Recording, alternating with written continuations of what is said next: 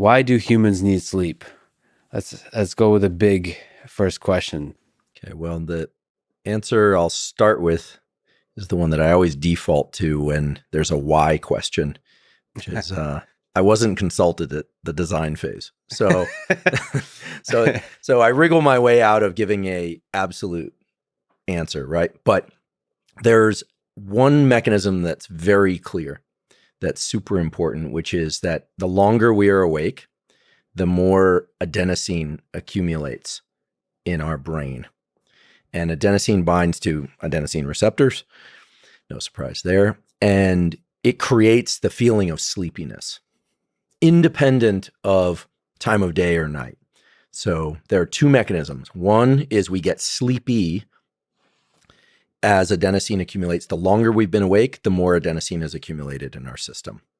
But how sleepy we get for a given amount of adenosine depends on where we are in this so-called circadian cycle.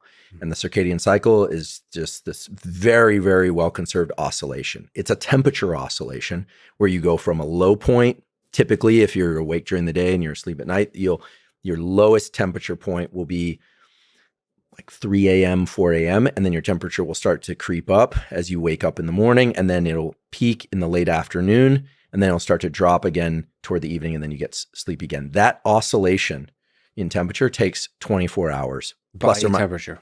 Yeah, plus or minus an hour.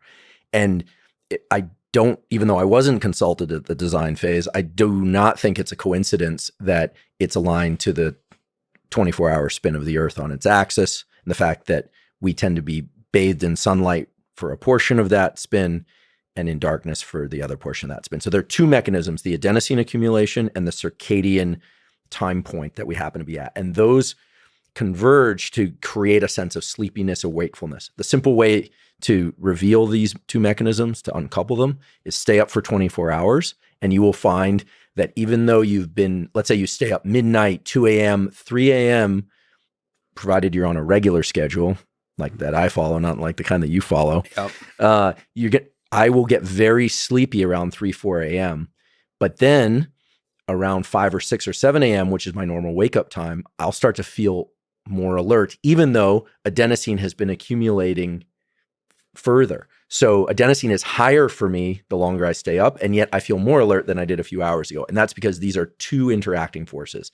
So adenosine makes you sleepy, and then just how sleepy or how awake you feel also depends on where you are in this temperature oscillation that takes 24 hours. Okay, so that's fascinating. So there's a bunch of oscillations going on, and then they kind of, through the evolutionary process, have evolved to all be aligned somewhat, and they interplay. So it's, you said your body temperature goes up and down. Mm-hmm. There's chemicals in your brain that oscillate, and then there's the actual oscillation of the sun in the sky. So all of that together has some impact on each other, and somehow that all results in us wanting to go to sleep every night. Right. So, and we can get right into the meat of this. So I guess we just dove right in, but the temperature oscillation is the effector of the circadian clock. So every cell in our body has a 24-hour rhythm that's dictated by genes like clock, PER, BMAL. This is one of the great successes of biology. They give a Nobel Prize to Reppert, and I don't know if Reppert got it, forgive me, but sorry if you got it, Steve. Congratulations. If you didn't, I'm sorry, I wasn't on the committee. Nonetheless, did beautiful work, Steve Reppert and others. But Mike Rauschbach and like other people worked out these mechanisms in flies and bacteria and mammals. There are these genes that create 24-hour oscillations in gene expression, et cetera, in every cell of our body. But what aligns those is a signal from the master circadian clock, which sits right above the roof of the mouth, called the suprachiasmatic nucleus. And that clock synchronizes all the clocks of the body to this general temperature rhythm by way of controlling systemic temperature, which makes perfect sense. If you want to create a general oscillation in all the tissues and organs of the body, use temperature. And so that work on temperature, if people want to explore it further, was Joe Takahashi, who was at Northwestern, now at UT Southwestern in Dallas. And it is absolutely clear that humans do better on a diurnal schedule, sorry, Lex, than a nocturnal schedule. Because you could say, well, provided I sleep and push adenosine back downhill, which is what happens when we sleep. Adenosine is then reduced. And provided I am on more or less a 24-hour schedule, why should it matter that I'm awake when the sun's out and I'm asleep when the sun is down? But it turns out that if you look at health metrics, people that are strictly nocturnal do far worse on immune function, on metabolic function, et cetera, than people who are diurnal, who are awake during the daytime. And animals that are nocturnal, it's the opposite. And animals that are so-called crepuscular, which tend to be active at dawn and at dusk.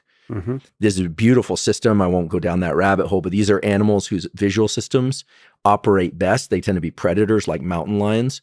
They have optimized their waking times for the times when the animals they eat can't see well in those light conditions. But given the rod cone ratios in their eyes, the mountain lion is picking on. It's like when you see special forces and they're looking through night vision goggles and they have a clear advantage, right? They're seeing in the dark. That's basically what it's like to be a mountain lion as opposed to a bunny rabbit.